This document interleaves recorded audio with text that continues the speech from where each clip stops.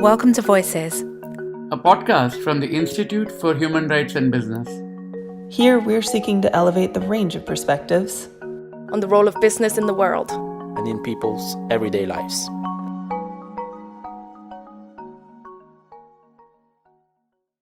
Hello everyone, I'm Neil Wilkins from the IHRB Migrant Workers Programme. Thank you for joining this IHRB Voices podcast.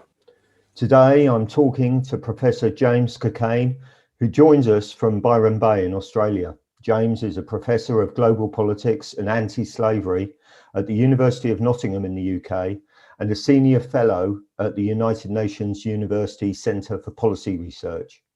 James currently chairs the US Council on Foreign Relations Study Group on Trafficking in Persons and is a member of the World Economic Forum Global Futures Council for the New Agenda on Equity and Social Justice. He also leads the secretariats of both Finance Against Trafficking and Slavery and Investors Against Slavery and Trafficking Asia Pacific. James was the principal investigator and lead author for a very interesting new report, Developing Freedom, which is the subject of today's discussion. James, welcome. Great to be with you, Neil. James, first of all, can you explain a little bit about the United Nations University and the Centre for Policy Research? What is that and how does it operate? Sure. United Nations University is an organ created by the UN General Assembly about almost 50 years ago now. It's headquartered in Japan. It's a research organization. It mainly is a research university with some teaching, and it has different, essentially, departments, different units all around the world, one of which is the Center for Policy Research, which is based in New York, which basically runs like a think tank. It takes best available evidence and feeds it into policy processes, particularly in New York, but generally anywhere in the multilateral system that are focused on big global public policy challenges. Thanks. And you've produced this, and it is an extremely readable report entitled Developing Freedom. Now, the key thrust of the report focuses on how ending modern slavery, as well as preventing exploitation, will also help to deliver improved development outcomes. We're going to unpack that a little in a minute, but first I think we need to start on a key premise of the report, the lack of economic agency and the associated vulnerability of many workers. Mm-hmm. Yeah, so most of our contemporary economic and development theory assumes that individuals control their own economic agency. What we mean by that is it assumes that they control their own labor and that they control what happens to the funds generated from that labor, whether those funds are used for consumption or savings or investment. But the empirical reality for around 40 million people, according to the ILO, in any given year worldwide, is that they don't actually exert that level of control over their labor and what happens to the money that comes from their labor. Other people control that agency. And so what we often see is that it's groups that have restrictions on their agency for some reason that are vulnerable to that kind of exploitation by slavers and traffickers. So that's people often who lack control over property or are forced because of social marginalization, because of caste or immigration status or race in some cases. They're forced into an excluded or marginalized situation that leaves them vulnerable to that kind of exploitation. And in the report, you go on to describe a number of ways that slavery impacts both on economies and also on effective governance. Could you sort of explain a little about that for us? We did a deep dive into both the anti-slavery literatures and the development economics literatures, trying to understand what the scaled up or snowballed implications of these restrictions on agency are. And it's interesting that it turns out there's a much deeper and broader literature identifying how one person restricting another person's agency snowballs up to the macro level. There's much more there than we had necessarily anticipated. In the end, we identified 10 different drags on development that tolerating that kind of restriction on economic agency, what we call modern slavery, leads to. So the best known one in the development economics literature is around productivity. If you have one group of workers who are working at artificially suppressed wages, is the economic term, they may be operating without wages altogether because exploiters are using coercion to exploit them, then that actually drives down not only their productivity, but productivity across the economy. Even quote unquote free laborers' wages will fall as capital moves to the parts of the economy where it's permitted, tolerated to use coercion. So that's the best known example. But then we identified 10 different drags like this, including in areas such as environmental harm. So firms that are more likely to rely on exploitation and coercion are also more likely to break environmental restrictions and norms.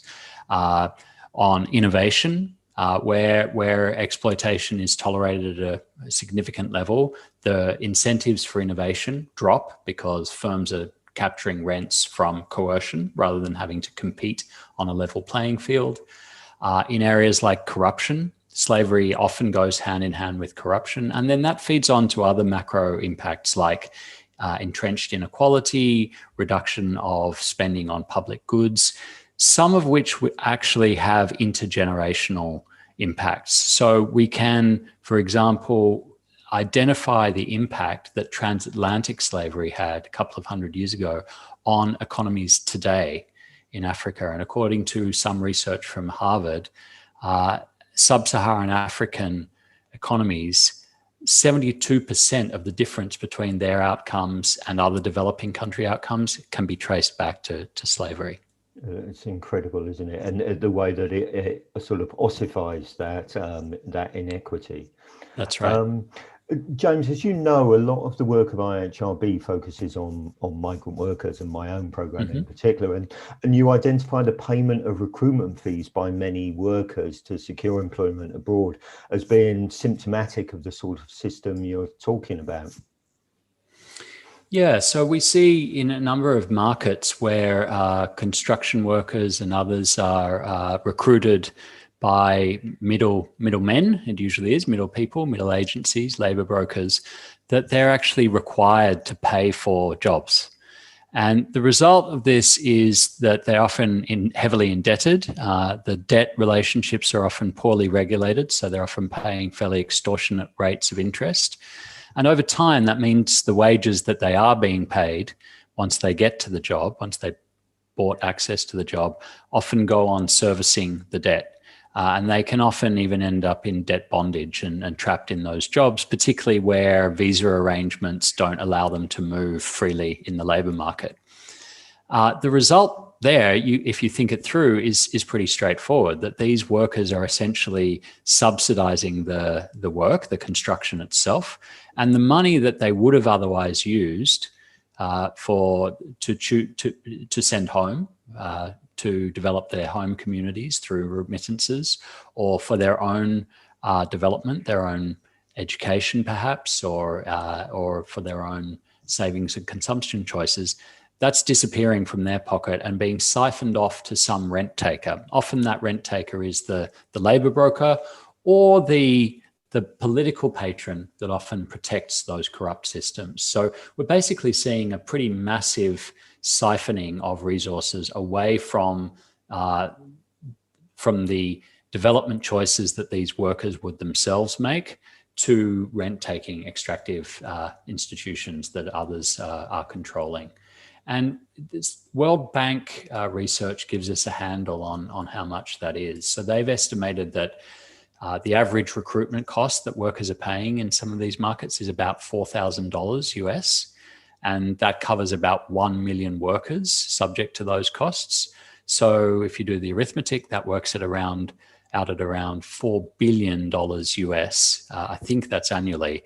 That could be in workers' hand, but is being siphoned off to rent-taking activities, and therefore is placing a drag on the development of the home communities of those workers. It's really important, and it's so easy to miss this, James. And within my own program, working with the Leadership Group for Responsible Recruitment, we're very keen to start discussing this loss development potential a lot more. But recruitment fees are just one part of it, aren't they? As well as recruitment fees, I'd imagine that you'd include poverty wages and other things. Yeah, I think what we discovered through this research project was that thinking about these issues, not just in the narrow frame of modern slavery, classically understood, but in terms of the questions of economic agency, opens up a new way of thinking about what solutions look like. So once we recognize that people slide into these situations because they've often had their agency restricted or corroded in some way, that opens up a new way of thinking about investment in development interventions as a prevention tool.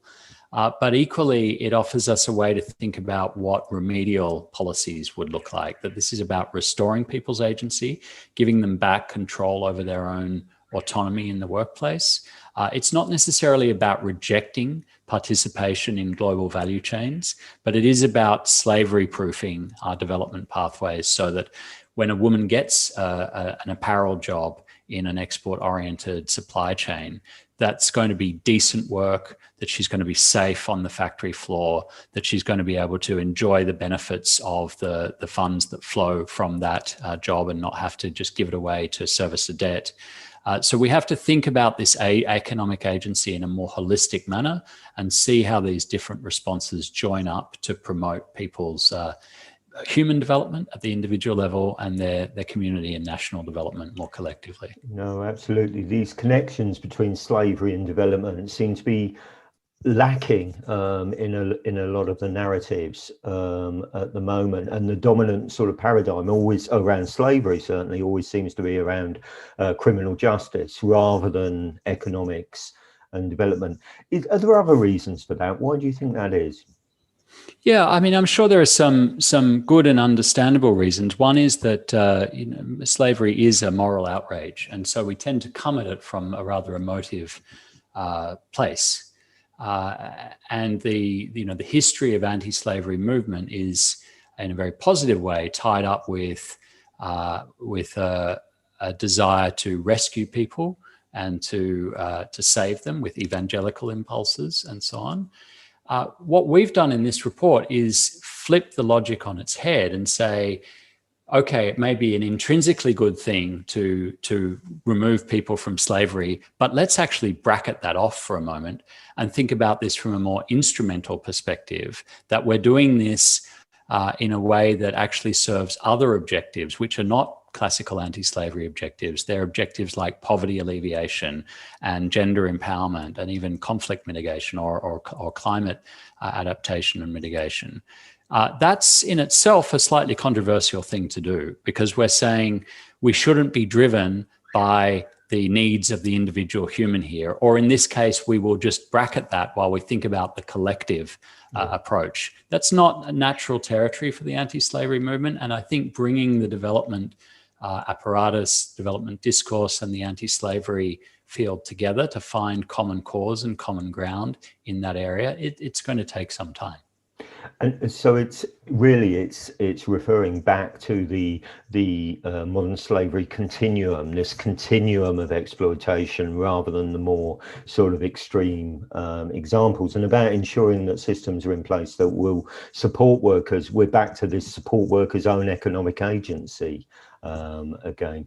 James, what would be the key recommendations that you think come out of the report? What would you like to see happen next? So we have a series of recommendations at the end of the report. There's 5 of them. The first, just to run through them quickly, the first is that we need to understand that targeting slavery reduction as an objective it should be central to development activity, that we shouldn't see anti-slavery as something peripheral, a niche social or criminal justice concern, but that it actually goes to core considerations of development activity. So that means how development actors allocate their investments and their interventions should be much more focused on and taking into account those objectives. Secondly, the pathways that they're promoting for economic and social development need to be screened from a slavery-sensitive position, if I can put it that way. We need to slavery-proof those development pathways so that we're not just promoting insecure work, precarious work, but that we're actually putting people on a pathway to the growth of their economic agency. Third and fourth, that connects to some quite specific recommendations around how we regulate supply chains. Third, and finance. Fourth, bringing finance in as a driver of responsible business conduct. And that certainly connects back to issues like responsible recruitment and how recruitment is financed, how workers take on debt to access work. And then fifth and finally, we focus quite heavily on the role of community and in particular the role of survivors. You know, when it comes down to it, survivors of modern slavery, when it comes down to it, if you want to empower survivors, the best way to do that is to put power in their hands. So we argue for putting survivors and vulnerable people at the heart of intervention strategies, co-design, co-delivery, and really using these investments to, again, help them develop their own agency through this very process. James, thank you very much for your time today. It's been really interesting. I hope that the report is very widely read, but thank you very much for taking part today. Pleasure to be with you, Neil. Thank you.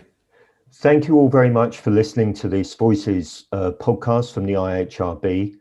The report, Developing Freedom, is available online and is recommended for anyone interested in exploring more about some of the wider realities of modern slavery and its impacts on development outcomes. Thank you.